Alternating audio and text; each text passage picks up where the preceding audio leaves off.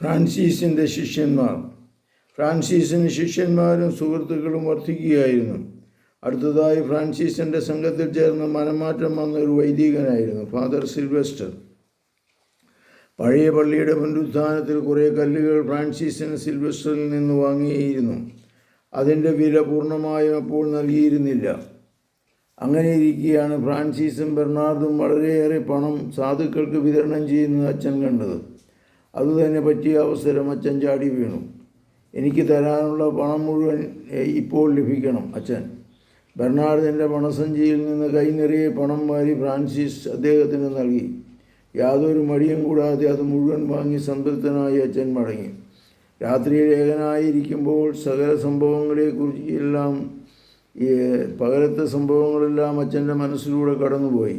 ഫ്രാൻസിസിൻ്റെയും കൂട്ടരുടെയും ഔദാര്യത്തിന് തീഷ്ണതയ്ക്കും മുമ്പിൽ താൻ ഒന്നുമല്ലാതായി പോകുന്നത് പോലെ അച്ഛന് തോന്നി. താൻ കാണിച്ച അത്യാഗ്രഹത്തിൻ്റെ ആഴമോർത്ത് അദ്ദേഹം ദുഃഖിച്ചു. അന്ന് രാത്രി അച്ഛനൊരു ദർശനമുണ്ടായി. അതിപ്രകാരമായിരുന്നു: ഫ്രാൻസിസിൻ്റെ വായിൽ നിന്ന് ഒരു പൊൻകുരിശ് പുറപ്പെടുന്നു. അതിനാകാശത്തേക്കാൾ ഉയരവും കവരങ്ങൾക്ക് കിഴക്ക് നിന്ന് പടിഞ്ഞാറ് നിന്ന് ഭൂമിയുടെ അതിർത്തിയിൽ നിന്നും നീളവും ഉണ്ടായിരുന്നു. ഫ്രാൻസിസ് ഒരു സാധാരണ മനുഷ്യനല്ലെന്ന് അച്ഛന് ബോധ്യമായി. ദൈവത്തിൻ്റെ പ്രത്യേകകരം ഇയാളിൽ പ്രവർത്തിക്കുന്നുണ്ട്. അടുത്ത ദിവസങ്ങളിൽ ഫാദർ സിൽവെസ്റ്റർ തനിക്കുള്ളതെല്ലാം വിറ്റ് പാവങ്ങൾക്ക് ദാനം ചെയ്തു. ഫ്രാൻസിസിൻ്റെ ശിഷ്യത്വം സ്വീകരിച്ചു. നാലാമതായി ഫ്രാൻസിസിൻ്റെ സംഘത്തിൽ ചേർന്നത് കൃഷിക്കാരനായ ഒരു യുവമാടമ്പിയായിരുന്നു. തൻ്റെ മേൽക്കുപ്പായം വരെ പാവങ്ങൾക്ക് ദാനം ചെയ്ത് അയാളും ഫ്രാൻസിസിനോടൊപ്പം ഭിക്ഷാടനം നടത്തുകയും സുവിശേഷം പ്രസംഗിക്കുകയും ചെയ്തു. ഫ്രാൻസിസ് യേശുവിൻ്റെ 12 ശിഷ്യന്മാരെ കുറിച്ച് ധ്യാനിച്ചു. ഇവരാണ് ലോകമെങ്ങും അവൻ്റെ സുവിശേഷം പ്രസംഗിച്ചത്.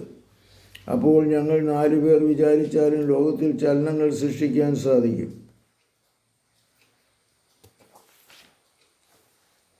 അവർ ലോകത്തിൻ്റെ 4 പേർക്കായി വിഭജിച്ചു.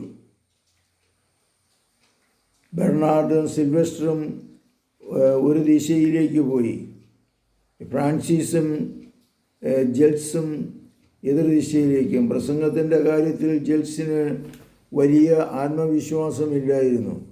എങ്കിലും ഫ്രാൻസിസ് പ്രസംഗിക്കുമ്പോൾ ധാരാളം ആളുകളെ കൂട്ടാനും പ്രോത്സാഹിപ്പിക്കുവാനും അദ്ദേഹത്തിന് കഴിഞ്ഞിരുന്നു.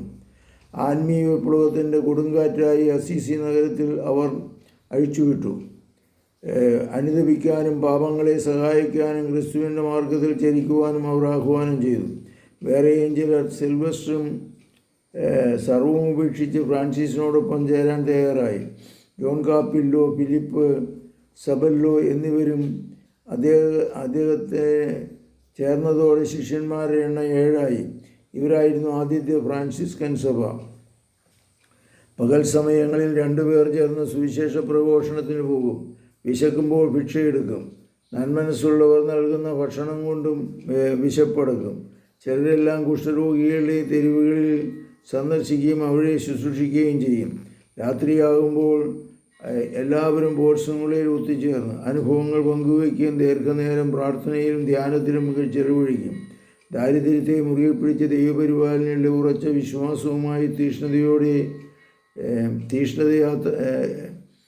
തീഷ്ണമായ പ്രേക്ഷിതയാത്രയായിരുന്നു അവരുടേത്. കർത്താവേ, വിശുദ്ധ ഫ്രാൻസിസിനെ പോലും മറ്റുള്ളവരെ ആശ്വസിപ്പിക്കുവാനും സൗഖ്യവും സമാധാനവും നൽകുവാനും ഞങ്ങളെ അനുഗ്രഹിക്കണമേ. പരിശുദ്ധ പരമദിവ്യകാരുണ്യത്തിന് നേരവും ആരാധനയും സ്തുതിയും പുകഴ്ചയും ഉണ്ടായിരിക്കട്ടെ. യേശുമിശിഹായ്ക്കും സ്തുതിയായിരിക്കട്ടെ.